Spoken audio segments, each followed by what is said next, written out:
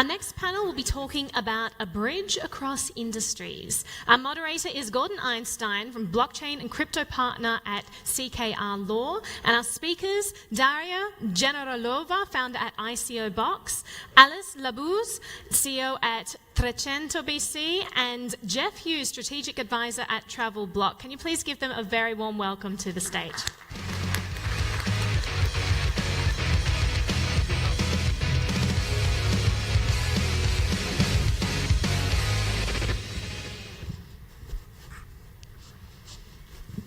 Hello, Tokyo. Good morning. I like that, high energy. There you go. D10E, Tokyo. All right, see, Mr. Khan there, no matter how little sleep you have, you're always on fire. It's amazing. All right, so everyone, I'm Gordon Einstein, blockchain and crypto attorney at CKR Law, and we will go down the row here and let these fine people introduce themselves. So. My name is Daria Generalova, and I'm co-founder of ICO Box company, which provides services to projects which launch via ICOs. Next one. Okay, hi everybody. I'm Alice Labou. I'm the CEO and founder of Trecento Blockchain Capital. It will be a full compliance asset management firm which will offer to institutional investors a good way, a regulated way to invest on the blockchain universe. And I am also CEO and founder of a French asset management firm, regulated one, which is called Trecento Asset Management, and I invest on the World Stock Exchange. My name's Jeff Hughes. I'm an early adopter of crypto, love it. Also a marketer by trade, and I advise on projects on strategic planning on how to build a brand and awareness of your projects. Fantastic. So if we're talking about blockchain across industries, we'll start with you. What are you seeing in terms of new use cases or the new industries that blockchain is being applied to, or even ICO 2.0? What are you seeing in 2018 and beyond? First of all, it's nice to see that not only tech geeks use blockchain nowadays. I can see between our clients, like I like to use the example, food store, for example, some social media services and sports companies and lot of different industries. Actually, I can't even say which industry doesn't look at blockchain already. So it's hard to say that we are going to diversify the number of industries in the future. There is still some room for industries which already want to use a blockchain, but they didn't figure out how to do it. For example, in development, there is a lot of interest to ICOs, and we're only starting to do it with half of security token ICOs. But I know a lot of companies who want to do utility, but can't figure out how to do it. So I'm wondering if they will figure out a way, or will just stick with security ones. Is that a legal constraint, or is that a business model constraint, or maybe a technical constraint? It's like on the border between them, because as soon as we want to do the business models we want, it becomes security, and we get into the ground with legal constraints. And if we go with legal thing, it's not business model as we would like it to be. So we'll see. So maybe that's a case of blockchain, the technology might be ready, it might be in a position to release value. Just made the law and the regulation, it hasn't caught up yet to what's possible. Yes, for sure. That's the case, because it's usually like a huge companies with huge budgets. They want to be super sure what's happening from the legal point of view, and it's hard to do when it's such a not developed area yet internationally. So, all right, I'm going to throw you a complete curveball question, which is, we're living in a world full of different countries and different jurisdictions. In terms of locations that are progressive in the sense that they will allow, that they get the law out of the way and let the technology do what it can, since you're deeply involved with advisories and working with ICOs and working with startups, where do you favor? Where don't you favor? So, and you're on video. First of all, of course, right now we don't recommend anybody to go with utility token sales with USA, of course, because it looks like SEC is not happy with it, and we don't want to have any regulations to be unhappy. If we talk about countries which actually did a full regulation, I wouldn't say that there is one which has like totally everything checked up so far. So still there is a room for this, because there is a lot of progress in this area, but still it's not finished. There is a lot of... So if you had the Hunger Games and Malta, Gibraltar, and Lithuania walked into the island, who would come out? Gibraltar, Lithuania, and what did you say? Malta. Malta, okay. No, I won't answer this question. I'm not a lawyer like yourself, so you're the one who should answer this. All right, so moving right down. So let's talk to you. I think you mentioned that you started a new asset management company or new asset management fund that focuses on blockchain. Can you speak about that and what was the motivation, and then where do you see it going? Yes, thank you. The motivation is simple. I created in 2011 in France an asset management firm, a regulated one, and my clients are institutional investors such as pension fund or insurance company. And our specialty is to propose them to invest in thematic funds. So we have a robotics fund and a healthcare fund. We invest on the World Stock Exchange. And since a couple of years, I was studying blockchain, and also I am the witness of the huge and rising interest from traditional investors to this thematic, which is blockchain.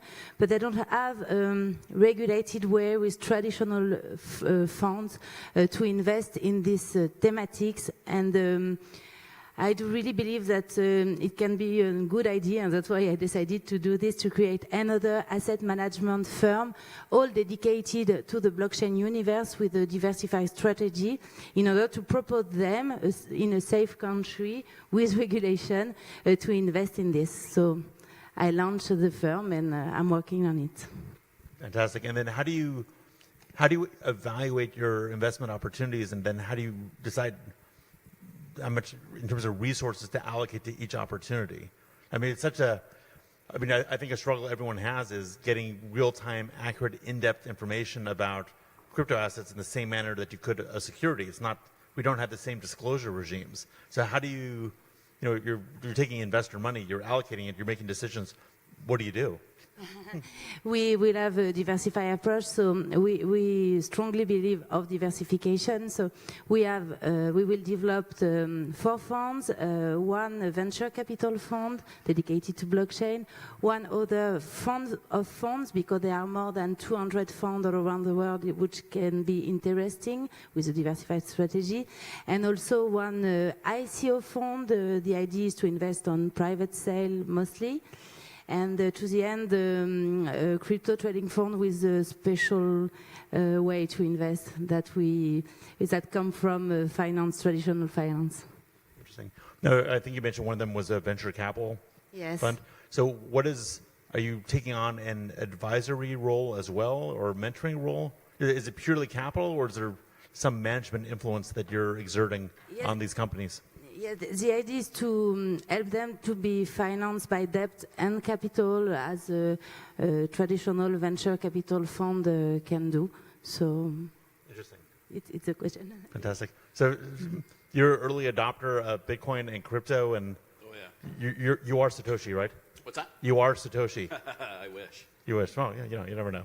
How do we know you're not? So, just describe your path and how you got involved, how it scaled, and what you're doing now, and we'll go from there. I started actually in internet marketing back about 6.5, 7 years ago. And through internet marketing, obviously I'm around a bunch of people, servers, and then I basically got wind of Bitcoin. And through a relationship that I actually had in Germany, who was a data center, we started talking about it. Next thing you know, I'm in Germany setting up a whole bunch of miners in the Netherlands. And pretty much I mined for about a year and a half. And then we all know what happens with Bitcoin and the ride. So I knew it was going to be the thing, so I just let it go. And I continued on my internet path and marketing and building my brand myself. And basically 2017 came along, and everything, I seen Ethereum, I started seeing where the momentum bringing back what I had seen in the foresight years before. And I started investing heavily in Ethereum, and then started making trades. And then here I am today now, advising with all my marketing skills and my background. And I'm like very passionate about crypto. I love the decentralization. I love the fact that we're taking it back from the banks and 5,000 people that are controlling assets and stuff around the world, and giving people, average everyday people, an opportunity to carry in the wealth. So you have a slight libertarian or anti-establishment bent to your wealth-producing activities, it sounds like. Maybe slightly. Just slightly. Okay, interesting. So you're focused. I mean, there's obviously a huge diversity of tokens and crypto and assets. And you've been. It sounds like you've been investing in just pure crypto 100%. so far. Okay, Yeah.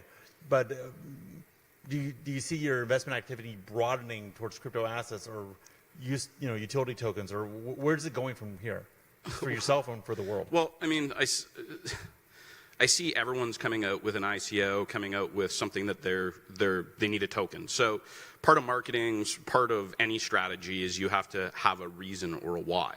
You can't just come out and be like, oh, I'm going to be part of the blockchain with a buzzword, and all of a sudden I need a token and I need to, raise $30 million for no apparent reason. Like blockchain iced tea, whatever that was in New Jersey? Whatever it is. So, naturally when I make any investments in anything, I personally like to stick with infrastructure projects or things that directly fix a problem, right? There's a problem. They're able to fix it, and the reason they're able to fix it is through the blockchain, and they need a token, right? To me, that's a long-term fundamental investment because they fixed something, and it's a need for it, whether it be in the business sector or whether it be the consumer side. So let me throw just something random at you. I think part of the neatness and excitement of blockchain and crypto is that it solves problems we don't necessarily know that we had. Like it illuminates a new class of problems. Totally. That now we see and now we can solve. So I can definitely relate to the idea of blockchain sort of retroactively fixing what's happened before. But well, there's going to be new things opening up as a result of blockchain industries. 100%. I mean, there's going to be new things. I mean, with growth in any industry, I mean, we're a very small portion of the financial industry, right? I mean, statistics say something around $90 trillion in cash and assets and fundamentals of fiat in digital or in forms of assets around the world, right? So we're such a micro, and I mean the amount of people that are even involved in the crypto world. So I mean, I could just only see the growth that's going to come with it, and there's going to be new things that are going to open up, and all of a sudden the blockchain is going to be able to fix it, and something that we didn't even realize, whether it be past or going into the future. Interesting. And also new problems brought by blockchain and solved then by blockchain again, or not by blockchain, who knows? It's like an endless circle of That's true. pros and cons that keeps on iterating. Well, that's like a lot of things. So actually, let's talk about proof of work or proof of destruction of environment versus proof of stake and different ways. So, one issue with Bitcoin, of course, is the amount of energy and power required for proof of work. You kind of alluded to that just now, which is, this is a great new technology, but it has a cost. It has the impact.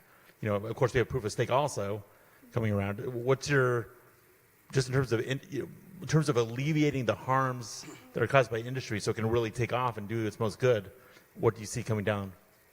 Oh, we can't foresee what problems are going to happen. Nobody could foresee, for example, that some crypto kitties are going to almost kill the whole network one day just because people were playing some nice new game. It's impossible to foresee. But I'm totally sure that it's just usual hiccup. Every new technology always has this kind of hiccups. We are going to see like a lot of them, and they are solved every day. With, for example, with infrastructure bottlenecks or worse networks, we can see like new blockchains. We can see different projects which help to eliminate problems with existing networks. So it's just a process. Blockchain is not something what happened once some time ago, and now we should decide if we want to use it or not. It's a process. It started to happen, and it's happening every day, and that's how it goes.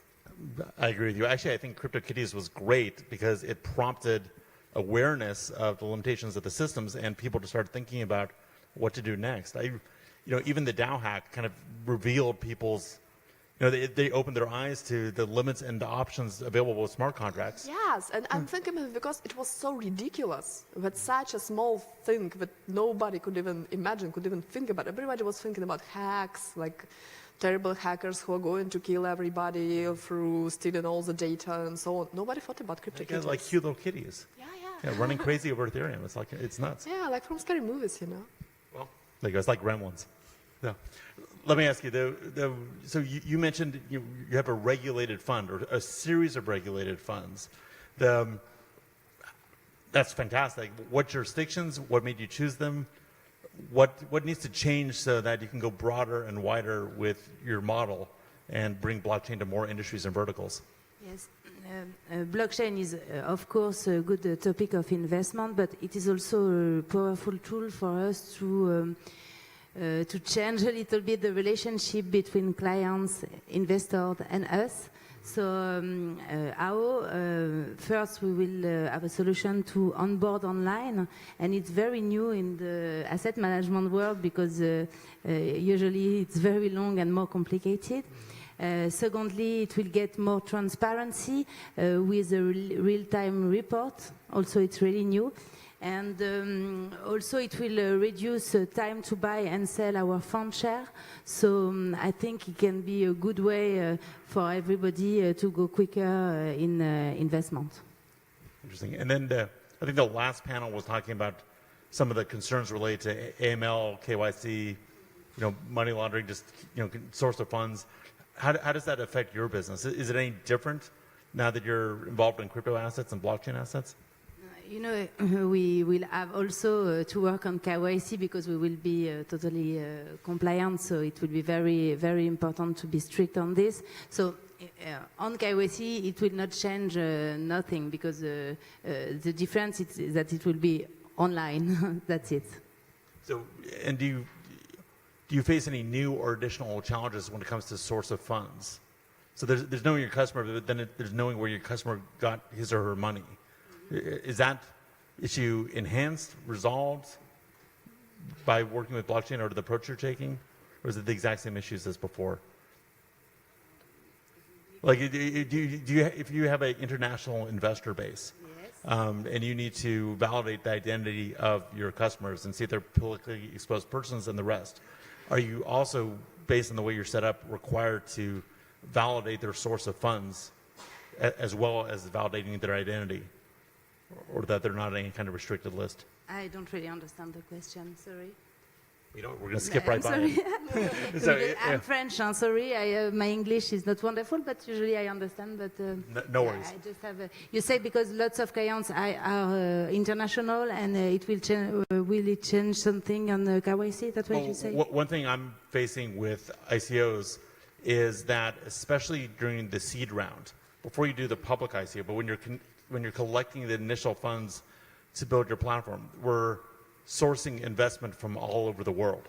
Mm-hmm. And so it's one thing, if you're in America doing anti-money laundering and the KYC with Americans where they have very transparent records, but we're getting, for example, huge amounts of investment from Russia and Ukraine and the Middle East. And most of it's legitimate, but you run into issues with politically exposed persons, with source of funds, and it gets kind of exciting, especially when you're trying to get your banking relationship straight. Yes, I understand now. Okay. Usually in asset management world, we also used to have lots of clients all around the world. So we used to have KYC, and we have to be careful where the money comes and who the person who invests behind. So I think we will have exactly the same process. And of course, it's more difficult to take American people. I know that in my firm in Paris, we don't take American investors, but yes. Terrible. That's discrimination. We would like, but we can, but it's an option, and when you opt, you have lots of documents to give to the American administration. So what if it's a Cayman Islands fund that just happens to have American investors in it? Yes, I know. I don't really know how they do, but I know that they used to take some kind of American investor. So. Yeah, fantastic. So you got your start with mining. It sounds like it's scaled. where do you see the future of this? I mean, are we still going to be a mining? Is that play still available even at scale, or is the technology just fundamentally changing? Well, the technology is changing. I mean, some of them are already pre-mined. A lot of tokens now they're doing pre-mining. But in order for the decentralization and having rewards for people to have nodes or to have mining facilities for transactions, verifications, and so on, to be honest, I see it's the best way to reward your basically infrastructure in the decentralization of it with the mining facilities and rewarding them, basically. So it wasn't that. So the chairman of the SEC is Jay Clayton, and then one of the commissioners, not the actual chairman, recently gave an interview. It may have been Senate testimony. I'm not quite sure, but he reiterated that not every token is a security, and that one of the keys they look at is the extent to which the related network is decentralized. Because when you don't have anyone in charge, you don't have a common enterprise, and you basically have an open market. Like, no one's in charge of Bitcoin, I always say. You can't arrest Bitcoin, you can't sue it, you can't shoot it in the head. Yeah. It's unstoppable because it's decentralized, and I think, and distributed, and that's one of the best arguments why it's not a security. And I think proof of work, when you have distributed consensus mechanism, that plays into it not being a security. So I think you're right, it's going to stick around. But where do you see that model, like what variations or iterations or what other paths are available for accomplishing consensus or incenting people to build out a network or maintain the nodes? Or is there any? I haven't really seen anything. I haven't seen somebody come up with an idea that I'm going, wow, that's a great idea. I mean, it's working right now. I mean, you guys were talking about the energy consumption and stuff like that. I see blockchain fixing a lot of issues with IoT devices, saving energy consumption, I'm pretty excited about the blockchain and where it's going. I mean, it's going to solve a lot of issues. Yes, there's a huge energy consumption for it, but we're also moving into a greener space, solar, wind. Imagine having IoT devices that can cut down the consumption, or an IoT infrastructure that can cut down the consumption of energy by 30%, just sheerly by noticing that people aren't there, you're not home, and it just shuts off your devices. So there's, for every issue, there seems to be that there is definitely a solution that it's able to fix and offset. I'm with you. I mean, I've heard it batted around that Bitcoin proof of work consumes the same electricity as Denmark, but we don't see the electricity that's saving through the more efficient use. Yeah, there's and efficiency. Audit trails and lack of corruption. Absolutely. So there's the media and everyone's going to put out all the crap, but they're not actually putting out the solution because that's what sells, right? You got to put out all the crap for everyone to see, create, chaos, right? But at the end of the day, this is where the world's going. This is digital assets, cryptocurrency, decentralization, and it's bringing back everything to the actual people itself. So I was pretty excited to see Liberland and all the cool things with the blockchain and what it's actually doing for actual people. Now, let me throw this at you. Do you think that there's a role for tokenizing assets, not necessarily making token security, but actually having some sort of underlying asset and then tokenizing it as a means of facilitating commerce or liquidity? I've seen that asset. I mean, I've seen some great, for an average everyday person that isn't able to buy real estate, for example. I've seen a perfect example of an ICO that was all about buying fractional. Basically buying pieces of a real estate property. So myself, I may not be able to, or an average person may not be able to buy, a $1 million house or a $1 million building, but you can get together and buy the tokens at whatever, $20, and you can own a piece of it and it grow, right? So it's really cool to see where things are going in that space, especially with tokenization assets. And I think that plays off our theme of, bridging the gap between blockchain and different industries. So, all right, I mean, I guess let's play on that idea a little bit. So in terms, where are you seeing, what other steps need to take place for blockchain to sort of bridge the gap to every industry? Does tokenization of assets or tokenization of resources play a role? Oh, there is plenty, actually. The first ones which just come to my mind is, of course, legal question. It's probably because I'm looking at you, at lawyer. Also, of course, human resources issue, because Okay, when I just started in blockchain, it was really hard to find any people who were willing to work in this. We were like, what is this? It sounds like some MLM or something. Like, I don't know what it is. It's some scary new industry. I don't want to do it. So it was super hard to hire any professionals. Right now, it's not that difficult, but still, it's not that easy to find a person who is both professional in, for example, I don't know, marketing, legal, tech, and so on, and from another side, we're willing to be interested in something new, not just do what we know already how to do. So blockchain is really new. It requires a lot of work, a lot of time to put into this. So human resources is still a huge problem. We would need a lot of people who will be coming into this industry to solve it. Education, of course, because even if we have people who want to do it, we need to educate them how to do it, especially developers. I know a lot of projects we do were ICOs, but we're really struggling to hire people who will actually implement what we promised to do. I believe 3 is enough. There is more. There is always more, but it could be a very, very long list. Fantastic. I'll give you the very last word. Do you see... I mean, in your business, in your fund, do you see the tokenization of assets or anything else playing a significant role in finally bridging the gap between blockchain and different industry or different verticals? Yes, of course, it can be, it could be nice to develop security token in a regulated area, but we have some solution, but in traditional country it's not simple at all, but I think that the most people who come from the investment world will speak with regulator, the better it will be for the blockchain industry, because we will have a good way maybe to convince them to make a good regulation around security token, and after we will make pedagogy for institutional clients or traditional clients to explain them that it's a very wonderful way for them to invest and to have an online view of everything what they do. Fantastic. Well, I want to thank the 3 of you for your insights and your knowledge and your expertise, and enjoy the rest of D10E at Tokyo. So thank you, everyone. Thank you.